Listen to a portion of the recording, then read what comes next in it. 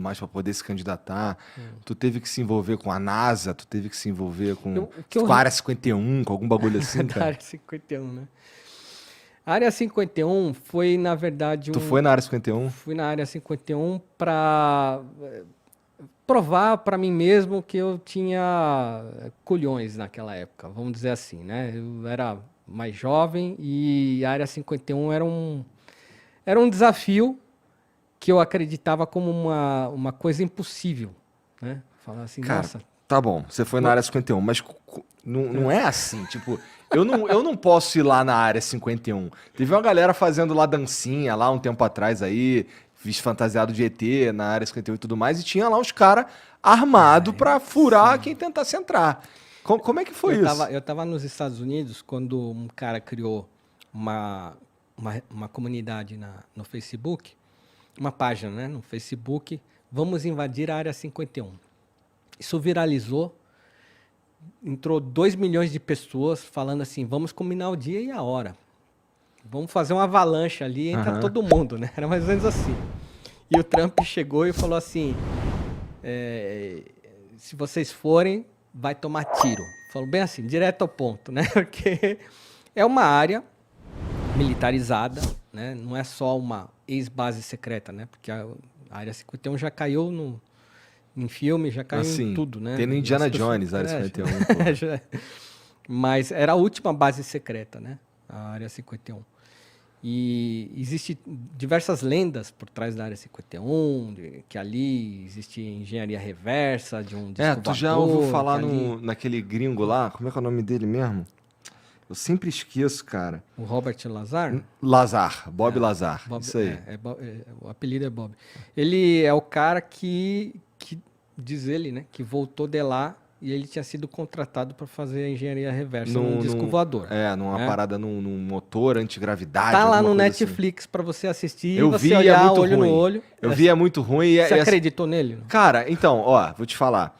Eu vi esse documentário aí, é ruim, porque tem uns trechos assim meio... a construção do documentário é meio tosca, para ser sincero. Mas ele fez um podcast com o Joe Rogan, que, cara, ele fala várias paradas ali que são fáceis de acreditar, vai? Então... ele desenha a nave espacial ali, né? Não tô dizendo que eu acredito, mas eu também não tô dizendo que eu não acredito. O que você pensa? Bom, eu já falei que eu acredito em vida fora da Terra. Sim. E que eu não acredito pouco, eu acredito muito. E que tenha muita vida. Agora, até aí acreditar que alguém chegou aqui, numa nave espacial, num disco voador, aí eu já tenho ressalvas. Ele falou que tem uma porrada de nave lá. Então, aí já é um pouco mais delicado, porque aí eu precisaria de outros tipos de provas, né? Eu sou um feliz proprietário de, numa dessas andanças colhendo materiais históricos, caiu na minha mão uma relíquia. Você não vai acreditar, mas vai ficar para um outro podcast que você me chamar, porque eu tenho esse material. Eu estava na Hungria e ali eu encontrei um antiquário. Você lembra aquele filme dos Gremlins? Lembro. Você lembra o antiquário que tinha no início do filme, onde encontraram o Dismo, né, que é o Gremlin lá? Então, eu entrei num lugar bem louco, que nem aquele ali. Aí tinha um velhinho e ele só falava húngaro. E o húngaro, você sabe que é uma língua que dizem que uma raça alienígena chegou, ensinou húngaro e foi embora. Eu não sei nem como soa húngaro. Porque ela não tem nenhuma irmã com nenhuma língua conhecida. Ela não... Ninguém descobriu ainda. É realmente uma das línguas mais difíceis de se falar. E ela não se liga ao germânico, nem ao latim, nem ao cirílico, enfim, é uma coisa assim. O húngaro realmente é único, né? Imagina eu me comunicando com o húngaro. Né? Não tinha, é jogo de mímica ali, né? E eu queria falar, Brasil, coisa antiga, tem aí coisa muito antiga. Procurando coisa de Santos Dumont. Não, estava procurando qualquer coisa ali que remetesse em português, algum material. Tinha muito livro assim nas estantes e tal. Tinha uns livros lá que eu acho que era de Copérnico ali. E o que tu estava fazendo lá, cara? Cara, ali eu tava fazendo. Olha só que interessante. Quando eu tinha 10 anos de idade, eu li um livro. A minha professora pediu para eu ler um livro húngaro, chama Meninos da Rua Paulo. Então o autor é um autor famoso lá na Hungria, tá? É tipo um Machado de Assis lá na Hungria, chama Ferenc Molnár. E aí eu estava viajando pela Europa e aí surgiu essa possibilidade de passar na Hungria. Então eu falei assim, cara, eu lembro o nome das ruas lá que estavam lá no livro, eu vou lá para saber se existiu mesmo aquela história naquele lugar. E quando eu cheguei no lugar, realmente existia tudo que estava no livro. As ruas, bonitinho, tudo certinho. Eu achei, eram uns meninos. Era um livro infantil. Eu li quando eu tinha 10 anos de idade. Meninos que brincavam de guerra, né? De conquistar o forte do outro. Era aquela coisa, né? De guerra de bolinha de areia e tal. E eu descobri esse lugar lá. E aí eu falei, olha, aqui realmente aconteceu a rua Ferenc Molnár. Existe até a praça Ferenc Molnár. Tá aqui a área baldia e tudo mais. Eu quero levar alguma lembrança daqui. E aí, quando eu vi o antiquário, eu falei, antiquário, eu adoro história. Eu queria pegar algum registro como uma lembrança daquele lugar. E quando eu entrei nessa loja, foi interessante, porque você tenta se comunicar em inglês, eles não entendem. Brasil, já ouvi isso alguma vez na minha vida, né? Tá. E aí ele foi lá para trás lá da loja, me deixou ali naquele momento que eu falei, o que vai acontecer agora, né? Tipo, ele me largou aqui, é para eu esperar, não é para eu esperar, não sei, né? Ficou aquela situação esquisita. E aí ele trouxe uma pastinha, se vê que era uma coisa antiga. A pastinha já era um negócio que parecia do século XV, assim, né? Toda rebuscada, com chavinhas, assim, tudo mais. E ele falou assim, Brasil, e pôs na minha mão. E aí eu abri a pastinha, dentro tinha um folhetinho que era um jornal de Portugal impresso para o rei Dom João. Estava lá na capa, né? Era uma espécie, naquela época, o rei ele se informava por jornal o que estava acontecendo ao redor, né, dos outros países. E aquilo estava escrito em português, mas não em bom português, porque o português de 1760 ali é um português que as letras ali se misturam. O F, na verdade, tem som de S. Então, para você ler é um pouco chato. Entendi. Você lê bem devagar aquele documento. Mas eu falei, cara, quero levar isso aqui, né? E o cara cobrou super barato. Sei lá, foi coisa assim de 20 euros o negócio. Eu falei assim, caramba, cara, que pechincha. E o cara nem sabe o que tem nesse documento. Eu sei, porque eu leio português. E eu não li na hora do que se tratava, mas eu vi que era uma coisa muito valiosa. Olha como você dá umas, né, caçadas ali, né? Então se encontra umas coisas nessa vida.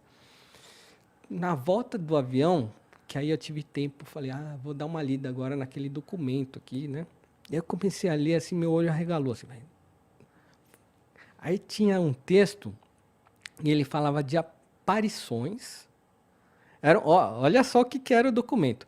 Ele falava assim, nesta data de 26 de maio de 1700, na Irlanda do Norte se encontrou várias pessoas estavam a avistar o zênite, não sei, é uma linguagem toda esquisita, né? E aí eles falam assim, bolas luminosas apareceram no céu e elas refletiam como metal. Aí eu li aquilo ali e falei, como assim, bola que reflete como metal? Tem alguma coisa estranha aqui. O relato, naquela época, eles já sabiam diferenciar o que era um cometa e o que não se sabia dizer o que era. Lembrando que isso daí muito antes, 200 anos antes de Santos Dumont. Sim, 200 anos antes de Dumont, e ali ele tem um relato naquele jornal que 1000 pessoas testemunharam lá na região da Irlanda ali, bolas de metal lutando nos céus. Falei, cara, como assim? O que pode ser isso? Aparentemente, e eu não estou dizendo que mas aparentemente ali é um relato do primeiro OVNI que se tem na história e foi parar na minha mão por 20 euros. E aí eu olhei aquilo ali e falei, cara, isso aqui é poderoso, deixa eu guardar isso aqui. Então, até hoje, assim, eu só mostrei para um amigo meu que é ufólogo esse material. né? E ele olhou, aí ele já queria tirar foto, publicar. Eu falei, não, peraí, calma aí. A humanidade não está preparada para isso aqui. Eu não sei o que fazer com aquele documento, mas ele faz parte hoje do meu acervo. E é muito interessante e extremamente intrigante aquele documento. Então, era um jornalzinho que era enviado para o rei, para a corte, para eles se interarem de tudo o que estava acontecendo na Europa. E um dos assuntos era uma coisa extremamente indecifrável, uma luta nos céus de objetos voadores. O que pode ser isso? Me diga pode você. Ser isso? Sei lá. Tu que foi na área 51, porra. Então, Como é que foi essa visita aí? É por isso que eu quis ir. Eu falo assim, acontecem muitas coisas incríveis, né, nessa vida, né? Vou lá, vamos ver o que acontece, né? E, obviamente, não foi uma viagem assim... eu sei que existe um perigo para ir na área 51, de fato. É uma região militarizada. Ele não aparece em qualquer mapa assim, ó, faça esse caminho e chegue na área 51. Então, eu encontrei em Roswell um cara. Esse cara, ele tinha escrito um livro sobre que ele tinha conseguido chegar na área 51. E ele dava as coordenadas para chegar na área 51. Então, nessa época, foi em 2014, eu falei de Roswell, eu peguei um carro e fui até Nevada. Atravessei os Estados Unidos porque eu falei assim, eu vou aproveitar isso aqui, porque até então eu nunca tinha visto nenhum material, nenhuma literatura sobre como chegar à área 51. E eu fiquei extremamente intrigado com aquilo. Eu falei, pô, o cara falou que teve lá. Se ele chegou, dá para chegar, né? E aí foi uma viagem assim que você pega a highway lá, né? E é deserto, é aquela reta que você vê o começo e você não vê o fim, né? E deserto de um lado, deserto do outro. E quanto tempo durou essa viagem aí? Cara, de Roswell para lá foram uns 3 dias aí, porque fui parando em vários lugares. Mas aí eu parei em Las Vegas, que é o lugar mais próximo dessa região onde está o condado de Rachel, que é a cidade mais próxima da área 51. Que é interessante, né? Porque assim, a área mais próxima da área 51 é um lugar onde vai turista pra caralho. É né? verdade.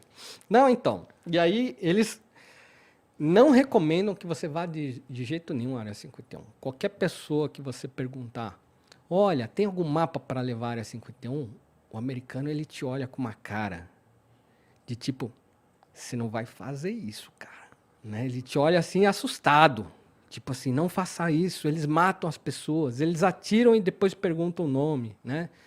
Então você fala assim, será que eu perguntei para um louco ou é para valer isso aí? Mesmo? Né? Então a gente lê muitas histórias e a gente não sabe o que acreditar. Mas eu estava pré-determinado a ir à área 51. E aí eu tenho no meu site, depois entra lá, ou só digita Palhares, área 51, você vai cair lá no meu blog que eu conto certinho o caminho para chegar lá. Também já abri porta aí para alguns brasileiros aí. Mas não vá, você vai tomar tiro. Não conheço ninguém que foi. Que eu saiba, eu fui o único, mas eu dei lá todo o caminho das pedras. E aí você chega nessa cidade que se chama Rachel, que é uma cidade assim que tem 20 trailers. Essa é a cidade. Tipo, todo mundo mora no trailer no deserto. Aí você chega lá e, bom, onde é que se come aqui, né? Bom, tem uma lanchonete lá, que é o Alien Inn, o nome da lanchonete. Olha só, né? E só tem gente pirada lá dentro, né? Você olha, sabe quando você abre a porta, assim, do negócio do estabelecimento faz... Que legal. E aí todo mundo, de repente, olha para você. Você só escuta do pescoço, assim, todo mundo olhando.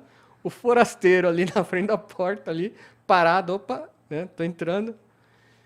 E realmente muita gente esquisita, né? O pessoal, né? Bicho, uns estilos assim, sabe ZZ Top? Aqueles ZZ Top? Parece que tem um monte de ZZ Top ali. Todo mundo de óculos escuros, redondinho. A barba até lá no joelho, né? Os caras grandões e tal. E aí todo mundo te encarando assim, e aí você anda, faz aquele barulho no chão de madeira, né? Mó Que nem você tá silêncio, entrando no pá. faroeste ali. Eu falei, caraca, meu, a gente quer entrar E tu foi lá pianinho, mas não tem comer? jeito nessa cidade. Tu foi lá comer ou tu foi lá pegar informação? Fui pegar informação. E aí, obviamente, eu precisei comer, né? A gente tem que comer, e aí, naquele momento ali no boteco, dá a notinha e já aproveita e pede a informação, né? Eu falo, ó, aqui tá perto, né? É mais ou menos assim, né? Falou, está. Eu falo, como é que eu faço para chegar lá? Porque a coordenada caiu aqui, né? Ela falou, ó, você volta da estrada que você veio. Quando você vê uma placa de pare, aquela placa, você esqueça aquela placa. Você pega o teu carro, contorne a placa e entra no meio do deserto. E vai reto. Eu falei, mas não tem estrada? Ela falou, não tem estrada. Vai. E aí eu fiquei assim, pô, será que isso aí é uma pegadinha, né? Porque se eu entrar ali no meio do nada, acontecer qualquer coisa comigo ali, eu tô frito. Sim. Não tem... Vou encontrar minha carcaça Muito tempo depois. daqui a 200 anos, né? Tipo, o cara que tentou chegar na área 51. E eu falei, pô, já atravessei praticamente os Estados Unidos inteiro para chegar aqui agora. Não é a falta de uma estrada que vai me impedir. Foi mais ou menos por aí. E aí eu peguei o carro e fui indo. E é interessante que aí você entra numa estrada de granito ali, que é na verdade não é um granito, é uma poeira muito fina. Eu até falo no meu site, né, que essa poeira, ela levanta de tal maneira que qualquer cara que está ali na base dormindo, ele enxerga você chegando lá longe. De 500 km de distância, ele vê que tem alguém chegando ali. E tu chegou na aí base. Eu vi, eu falei, meu, isso aqui não vai dar certo. Vão me dar tiro de longeão. Os vídeos que eu vi no YouTube, as pessoas são sempre paradas no meio desse caminho. A pessoa está lá no meio do caminho, chega o guarda, chega os caras, fala, o que você está fazendo aqui? Volta, né?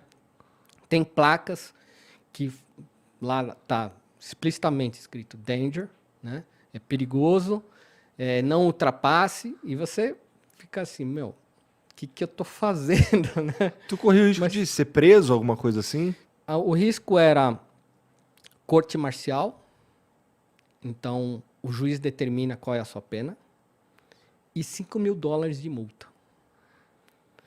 E como eu já estava naquele momento em que eu já estava tão predestinado, eu vou fazer isso e acabou, né? Não tem mais volta agora, onde eu já cheguei, eu segui em frente e eu escolhi fazer isso durante o ano novo, que, no meu entender, era um momento adequado.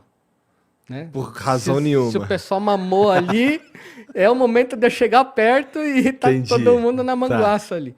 Então foi no 1º de janeiro, de manhã, que eu resolvi fazer essa aventura. E eu consegui chegar até essa grade que delimita, assim, ó, aqui é a entrada e daqui não passa, e ali eu E o que tem lá dentro? Um monte de prédio? Eu quero dizer, um monte de dessa construção? Guarita, você tem ainda alguns quilômetros a percorrer. Ali é a guarita que o cara vai saber quem você é. Provavelmente os cactos com câmeras lá já viram minha placa, já fotografaram, já descobriram meu passaporte. Minha vida já estava ali, de alguma forma. Mas eu cheguei e não tinha ninguém na guarita. Então eu consegui fazer o meu momento ali de tirar algumas fotos ali, dar aquela minha turistada na região. Baixei um vídeo no YouTube e saí pianinho também, do mesmo jeito que eu cheguei. Então, consegui chegar na... acabou não sofrendo sanção nenhuma. Nenhuma. Peguei uma pedrinha também de lembrança, essa pedrinha da porta da área 51. Fui, cheguei no hotel, aí aconteceu uma coisa esquisita. Quando eu estava no hotel, já renderizou meu vídeo lá no YouTube. Aí eu vou abrir meu micro, né, pra ver se ficou tudo certinho. Aí o meu Outlook começou a entrar mensagem assim, que nem máquina caça-níquel. Começou a girar os números assim, eu falei, caramba, me hackearam. Aconteceu alguma porcaria aqui que eu não sei qual é. Que assim, ficou louco o meu Outlook. Quando eu vi, era o quê? As minhas mensagens do pessoal que viu o meu vídeo, que foi pro Trend Tops do YouTube. De repente, nível mundial, escala mundial, eu recebi 120 mil visitas em 5 minutos, foi uma coisa assim. E todo mundo ali comentando, isso daí não é área 51, é o quintal da minha casa. Isso aí, cara, você é meu herói. Não, isso aí não é área 51, conta outra, mané. Então, tinha de tudo ali, né? E o pessoal comentando, e eu falei, puxa, ainda bem, pensei que já tinha invadido o meu micro aqui, né? Porque foi uma parada bombástica. sinistra. 2014, tá